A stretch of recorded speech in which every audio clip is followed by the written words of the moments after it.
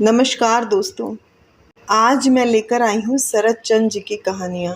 रूढ़वादिता, नारी उत्पीड़न, छद्म व्यवहार आदि विषयों पर शरतचंद्र चट्टोपाध्याय की लेखनी अत्यंत सशक्त और प्रभावी ढंग से बहुत ही पैनेपन के साथ चल रही है, जो पाठनीय तो है ही, माननीय और विचारणीय भी है।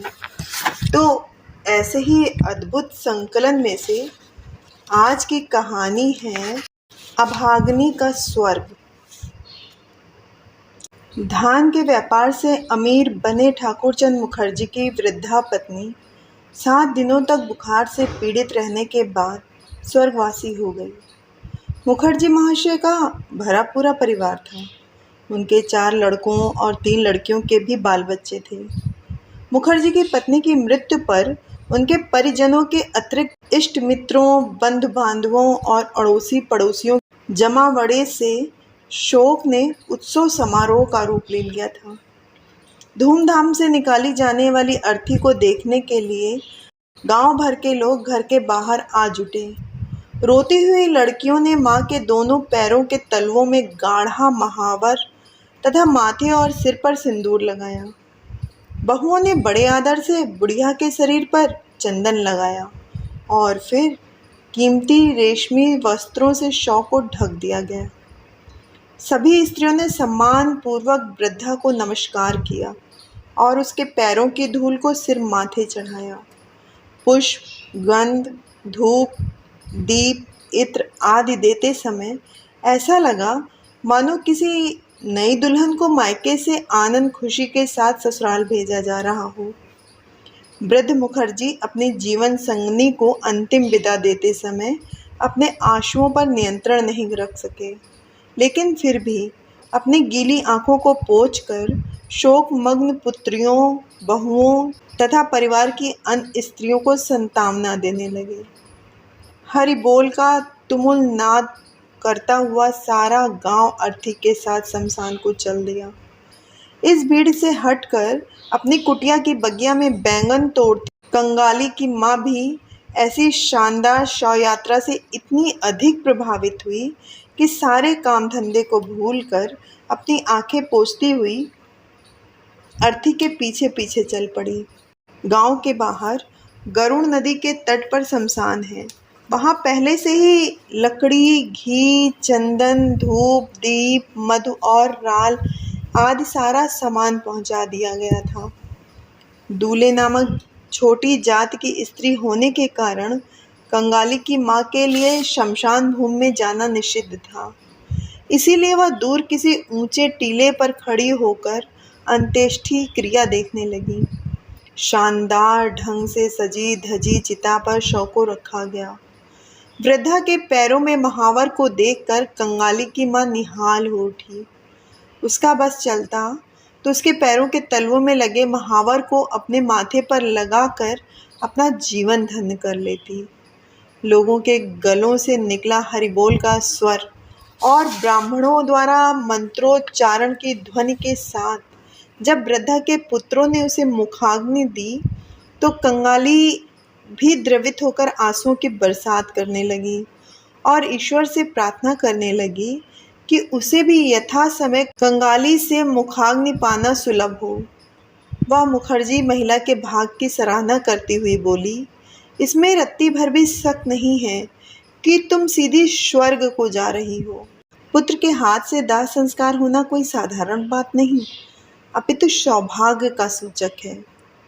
फिर पति, पुत्र, पुत्री, पौत्र, पौत्री, नाती, नातिन तथा दास दासियों आदि की उपस्थिति में विदाई तो बिरले भाग्य वालों को ही मिलती है। यह सौभाग्य कितना अधिक महत्वपूर्ण है, इसका अनुमान लगाना असंभव है। चिता में जलती लकड़ियों के नीले काले आकार के धुएं को आसमान में उड़ते देखकर कंगाली की माँ यह कल्पना करने लगी कि इस पुण्यात्मा महिला को ले जाने के लिए स्वर्ग से विमान पृथ्वी पर उतर रहा है। विमान खूब सजा हुआ है। चारों ओर फहराती ध्वजाएं उसकी विचित्रता और दिव्यता का उद्घोष कर रही हैं। विमान के भीतर दिव्य पुरुष बैठा है। जिसका दीप्त चेहरा अपरिचित सा लगता है, लेकिन वेशभूषा और सजावट से वह दिव्य पुरुष प्रतीत होता है। इस विचार के आते ही वह महिला इतनी अधिक द्रवित हो उठी कि उमड़ते आंसुओं के प्रवाह को रोक न सकी। उसे ढूंढता हुआ उसके पास आ खड़ा हुआ उसका 14-15 साल का बेटा कंगाली उसकी धोती के पल्लू को खींचता हुआ बोला, तू यहाँ खड़ी क्या कर रही है और किस लिए आंसू बहा रही है? क्या तुझे मेरी भूख की चिंता नहीं? चल घर चल, चलकर रोटी बना। लड़के की आवाज़ सुनकर महिला बोली, बेटे चलती हूँ, खाना भी बनाऊंगी। पहले यह तो देख कि यह ब्राह्मणी विमान पर सवार होकर स्वर्ग को जा रही है। लड़का आश्चर्य से यहाँ वहाँ देखता हुआ बोला, कहाँ है विमान? माँ द्वारा उंगली से धुएं की ओर इशारा किए जाने पर लड़का बोला, माँ तुम तो पागल हो गई हो, जो धुएं में मनमानी कल्पना कर रही हो। मुझे समझ नहीं आता कि तुम क्यों आंसू बहा रही हो। आश्चर्य है कि अपना काम धंधा छोड़कर बेकार यहाँ खड़ी हो। मुझे कब तक भूखा मारोगी? पता नहीं कब खाना बनाओगी। सचेत हुई कंगाली की माँ इस तरह शमशान में अपने आने और बेकार में आंसू बहाने पर शर्मिंदा हुई। पुत्र के अकल्याण की कल्पना से डरकर वह तुरंत आंसू पोंछकर बोली, मैं क्यों रोऊंगी? यह तो आंखों में धुआं लग जाने से आंसू निकल आए थे। माँ, यह बहानेबाजी छोड़, धुआं नहीं लगा था, तू तो टप टप आंसू बहा रही थी। माँ सच को कब तक छिपाती झुठलाती। लड़के का हाथ पकड़कर घाट पर आ गई, खुद भी नहाई, लड़के को भी नहलाया और फिर यह सोचती हुई लौट आई कि शायद दाह संस्कार को पूरी तरह से देखना उसके भाग्य में नहीं लिखा था। माँ बाप द्वारा अपनी संतान को अनुपयुक्त नाम दिए जाने पर विधाता मुस्कुराता ही नहीं है, अपितु विरोध का स्वर भी मुखर करता है। इसीलिए व्यक्ति जीवन भर गुण विरोधी नाम के लिए जनसाधारण के उपहास का पात्र बनता है। शुक्र है कि कंगाली की माँ को इस प्रकार से किसी के उपहास का पात्र नहीं बनना पड़ा। उसे जन्म देते ही उसकी माँ चल बसी तो क्रुद्ध हुए बाप ने उसे अभागनी नाम दे दिया। इस अभागनी का बाप नदी से मछलियाँ पकड़कर अपना जीवन निर्वाह करता था। उसके लिए उसे दिन रात जुटा रहना पड़ता। किसी तरह पलकर बड़ी हुई अभागनी ब्याही गई और कंगाली की माँ बन गई। इस अभागनी के पति का नाम था रसिद बाद, जो कुछ समय बाद इसे छोड़कर अपनी पहली पत्नी के पास दूसरे गांव चला गया। अभागनी को अपना और अपने बच्चे का पेट पालने के लिए इसी गांव में मेहनत मजदूरी का सहारा लेना पड़ा। अब अभागनी का इकलौता बेटा कंगाली 15 साल का हो गया है। वह अपनी आजीविका कमाने के लिए बेत का काम सीख रहा है। अभागनी उम्मीद करने लगी है कि साल भर में लड़के के अपने काम में निपुण हो जाने पर उसके बुरे दिन टल जाएंगे। उसकी गरीबी और दुख की विषमता को केवल प्रत्यक्षदर्शी ही जानते समझते हैं। तालाब में स्नान करके लौटे कंगाली ने हड़िया को थाली से ढका हुआ देखा तो माँ से पूछा, क्यों, क्या तुम्हें नहीं खाना है माँ? बेटे, देर हो जाने के कारण भूख नहीं रही है। विश्वास न होते हुए भी बालक ने हंडिया देखने का हठ किया।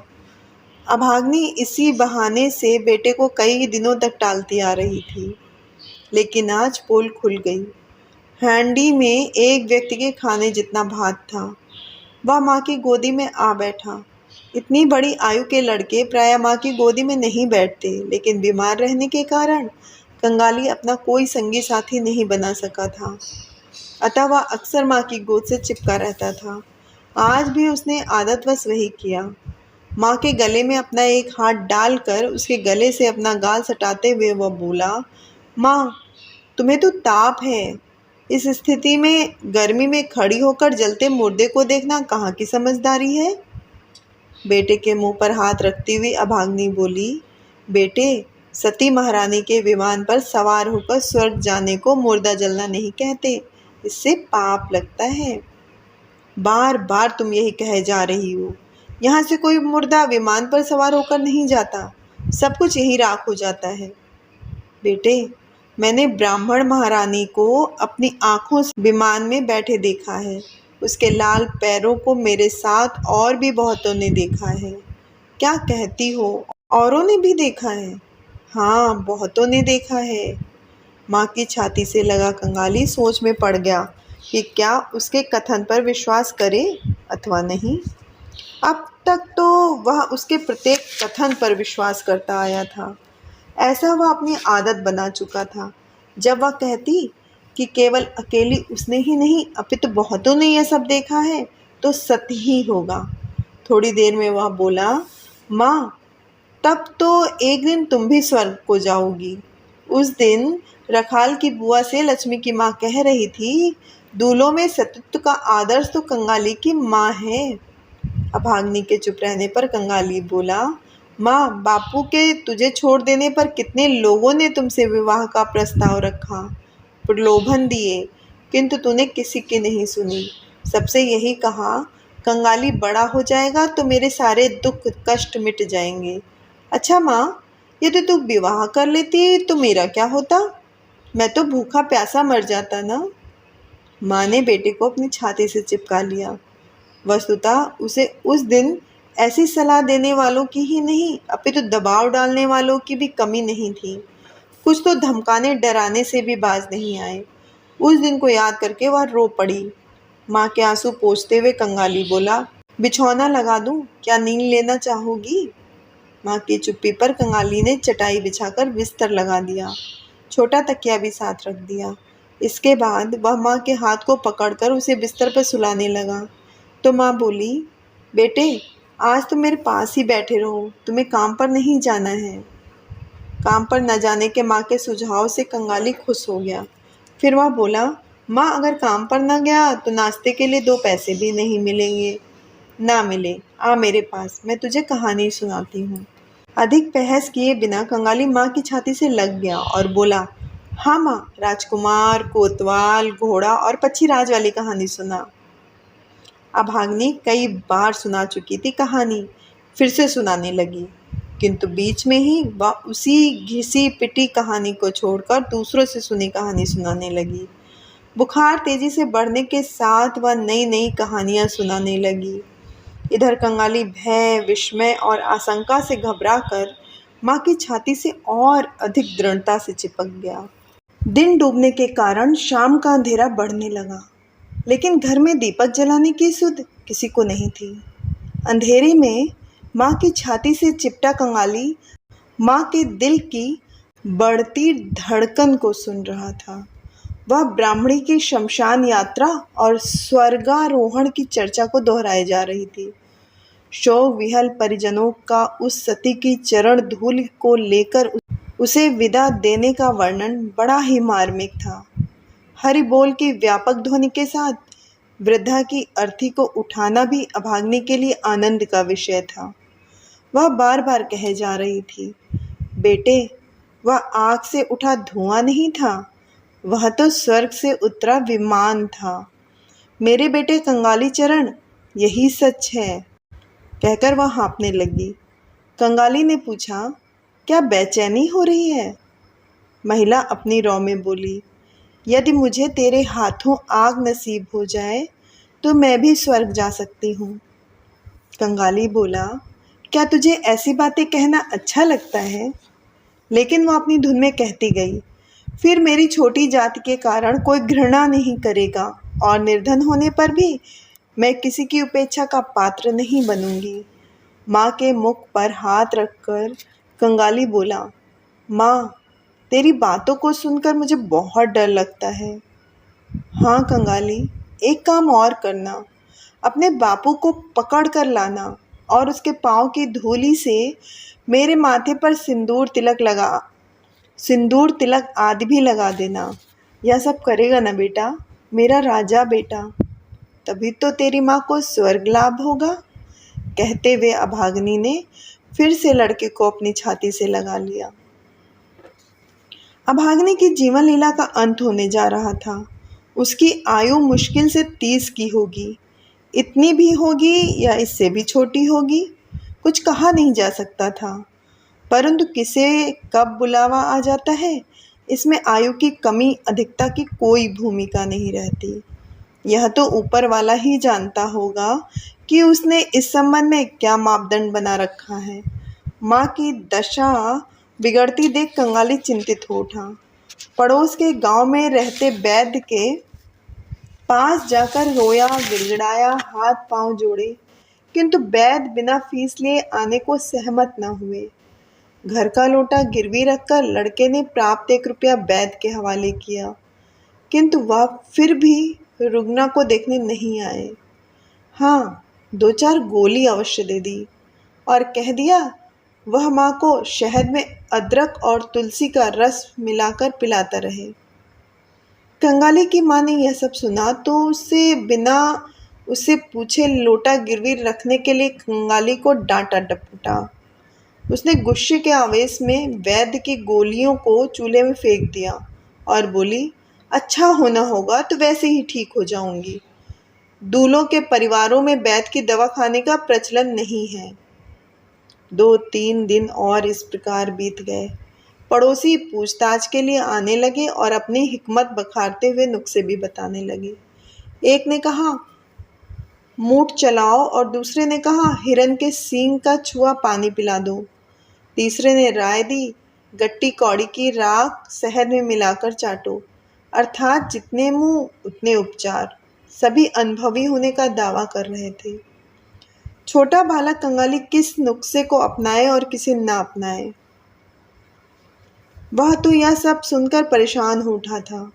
माँ ने बेटे की परेशानी को भापा और उसे अपने समीप खींचकर बोली, बेटे, जब मैंने वैद्य की दवा नहीं ली तो यह सब भी नहीं लूंगी। तुझे किसी दवा के जुगाड़ के पचड़े में नहीं पड़ना। मेरी किस्मत में ठीक होना लिखा होगा तो मैं वैसे ही ठीक हो जाऊंगी। रोता हुआ कंगाली बोला, माँ, वैद्य की गोलियों को चूल्हे में फेंक कर तुमने अच्छा नहीं किया। कंगाली आज अपनी जिंदगी में पहली बार भात बना रहा था। अनुभव न होने के कारण वह न ठीक से माड़ निकाल सका और न ही भात पका सका। ठीक से चूल्हा ही नहीं जल सका। भात का उबलता हुआ पानी उफान से गिरा तो जलता चूल्हा बुझ गया। भात को परोसने लगा तो वह चारों ओर बिखर गया। ध्यान से इस ओर देखती महिला की आंखों में आंसू भर आए। उसने उठने और बेटे की मदद करने की कोशिश की, लेकिन उठ न सकी। भात जैसा भी पका था, माँ बेटे ने खाया और उसके बाद माँ ने बेटे को अपने पास बुलाकर प्यार से भात पकाने की सारी विधि विस्तार से बयोरे वार समझाई। यह समझाते हुए रुग्णा की वाणी रुक गई और उसकी आंखों से आंसुओं की धारा बहने लगी। नाड़ी की जांच में कुशल गांव के नाई ईश्वर ने कंगाली की माँ की नाड़ी जांची तो वह निराश हो गया। दीर्घ निश्वास छोड़ते हुए वह चेहरे पर गंभीरता लाकर चुपचाप चलता बना। महिला इसका अर्थ समझ गई थी, किंतु उसने किसी प्रकार की कोई परेशानी व्यक्त नहीं की। हाँ, हाल चाल पूछने आई पड़ोसियों के चले जाने पर अभागिनी ने बेटे को उन्हें बुलाकर लाने को कहा तो न समझ पाने के कारण लड़के ने पूछा, माँ किसे बुलाने को कहती हो? क्या बापू को बुला लाऊं? महिला के चुप रहने पर लड़का बोला, माँ वह नहीं आएंगे। महिला बोली, बेटा जाकर कह तो सही कि अंतिम समय में माँ उनके दर्शन और चरण स्पर्श करना चाहती है। जाने के लिए उधर लड़के को समझाती हुई रुग्णा बोली, बेटे थोड़ा रोध हो लेना और कहना माँ अंतिम सांस ले रही है। हाँ, उधर से लौटती बार नाइन से थोड़ा सा महावर भी लेते आना। मुझे वह बहुत प्यार करती है। मेरा नाम लेगा तो मना नहीं करेगी। तेज बुखार में तड़पती माँ को कंगाली ने बड़बड़ाते हुए सुना तो वह और डर गया। वह उसे अकेली छोड़ना नहीं चाहता था, लेकिन दूसरा कोई उपाय नहीं था। दूसरे दिन रसिकलाल दूल्हे के आने पर अभागिनी अचेत पड़ी थी। चेहरे पर मृत्यु की छाया स्पष्ट दिख रही थी। नेत्रों की ज्योति पहले ही साथ छोड़ चुकी थी। किसी अज्ञात लहर से आई थोड़ी सी चेतना से उसके पति के चरणों को छूने की इच्छा से अपने आसक्त हाथ को आगे करके फैलाया। रसिक जड़ बना रहा। वह तो सपने में भी नहीं सोच सकता था कि कोई उसके चरणों की धूल से अपनी मुक्ति की कामना कर सकता है। जिस स्त्री को वह असहाय अवस्था में छोड़ गया था, वह स्त्री उसकी पूजा करेगी, यह उसकी कल्पना से भी बाहर था। फिर भी उपस्थित महिलाओं के अनुरोध पर उसे अपनी पत्नी को अपनी चरण धूल देनी ही पड़ी। रखाल की माँ बोली, ऐसी सती को तो ब्राह्मण कायस्थों के घर जन्म लेना चाहिए था। न जाने किस अपराध से यह बेचारी दूलों के घर पैदा हुई। अब भगवान इसका उद्धार करे। कंगाली के हाथ से मुखाग्नि पाने के लोभ में बेचारी ने असमय ही प्राण दे दिए। घट घट में व्याप्त अंतर्यामी की प्रतिक्रिया के बारे में तो स्वयं अंतर्यामी भी नहीं जान सकता, किंतु बेचारी कंगाली के कानों में पड़े ये शब्द उसकी छाती को छलनी कर गए। एक दिन और एक रात काटने के बाद अभाग्नि ने अंतिम सांस ली। यह तो मालूम नहीं कि हमारे शास्त्रों में छोटी जाति वाले को स्वर्ग जाने के लिए विमान की व्यवस्था रहती है या उन्हें पैदल चल कर जाना पड़ता है, लेकिन हमें यह जरूर पता है कि पौ फटने से पहले कंगाली की माँ इस संसार को छोड़ चुकी थी। झोपड़ी के सामने खड़े पेड़ को काटने के लिए रसिक ने कुल्हाड़ी चलाई ही थी, अथवा चलाने वाला होगा कि कहीं से आए जमींदार के दरबान ने उसके गाल पर एक चपत लगाई और फिर उसके हाथ से कुल्हाड़ी को छीनकर एक तरफ फेंकते हुए बोला, क्या यह पेड़ तेरे बाप का है जो तू इसे काट रहा है? रसिक अपने गाल को सहलाने लगा और कंगाली चिल्लाकर बोला, दरबान जी, यह पेड़ तो मेरी माँ ने अपने हाथों से रोपा था। आपने तो बिना सोचे समझे मेरे बापू को पीट दिया है। दरबान ने कंगाली को मोटी सी गाली दी। माँ के शव के पास बैठे कंगाली को छूने से अपवित्र होने की आशंका न होती तो दरबान ने उसकी पूरी खबर ली होती। शोरगुल सुनकर इकट्ठे हुए लोगों में से किसी को यह भी नहीं कहने का साहस हुआ कि रसिक का बिना पूर्व अनुमति के वृक्ष काटना सही था। लोग हाथ जोड़कर और पैरों में गिरकर दरबान से पेड़ काटने की अनुमति देने की गुहार करने लगे। इसका कारण सभी का कंगाली की माँ की अंतिम इच्छा अग्नि में जलना से परिचित होना था। उन्होंने दरबान को भी इस भाव से अवगत कराया, लेकिन दरबान बोला, यह सब चालाकी मेरे साथ नहीं चल सकती। इधर लोग दरबान की खुशामद कर रहे थे, उधर कंगाली तेजी से दौड़कर जमींदार की कचहरी में जा पहुंचा। उसने लोगों से सुन रखा था कि छोटे लोग अत्याचारी और क्रूर होते हैं। जमींदार साहब तो उदार दयालु हैं। उसने सोचा कि यदि मैं दरबान की जातकी की बात जमींदार के कान में डाल दूंगा तो शायद मुझे उनकी कृपा सुलभ हो जाएगी, किंतु उस नादान एवं भोले भाले बालक को यह नहीं मालूम था कि बंगाल में जमींदार और उसके करिंदे एक ही थैली के चट्टे बट्टे हैं। जमींदार का गुमास्ता अधर राय संध्या पूजा से निपटा ही था कि कंगाली उसके सामने आकर खड़ा हो गया। गुमास्ता जी द्वारा कौन है? पूछे जाने पर कंगाली अपना परिचय देकर बोला, आपके दरबान ने मेरे बाप को पीटा है। लगान न देने पर पीटा होगा? नहीं साहब, मेरी अम्मा मर गई है, उसे जलाने के लिए मेरा बापू पेड़ काट रहा था। कहते हुए वह अपने ऊपर काबू न रख पाने के कारण रोने लगा। सवेरे सवेरे रोना धोना सुनकर अधर राय को बहुत बुरा लगा। लड़का माँ के मरने की बात कर रहा है, क्या पता इधर आते समय यहाँ की किसी वस्तु को छू दिया हो। इससे वह बहुत क्षुब्ध हो उठे। चिल्ला कर बोले, माँ मरी है तो यहाँ क्या करने आया है? तुझे नीचे खड़ा होना चाहिए था। इसके बाद अपने कर्मचारी को आवाज़ देते हुए बोले, अरे कौन है नीचे? थोड़ा गोबर पानी छिड़क कर इस स्थान को पवित्र करो। कंगाली नीचे चला गया। अधर राय द्वारा जाति पूछने पर कंगाली ने नीचे से उत्तर दिया, मैं दूल्हा जाति का हूँ। गुमास्ता ने कहा, दूल्हों को मुर्दे के लिए लकड़ी की जरूरत कहाँ पड़ती है? कंगाली बोला, माँ मुझे आग देने के लिए कहकर गई है, आप किसी से भी पूछ सकते हैं। कहते हुए वह फूट फूट कर रोने लगा।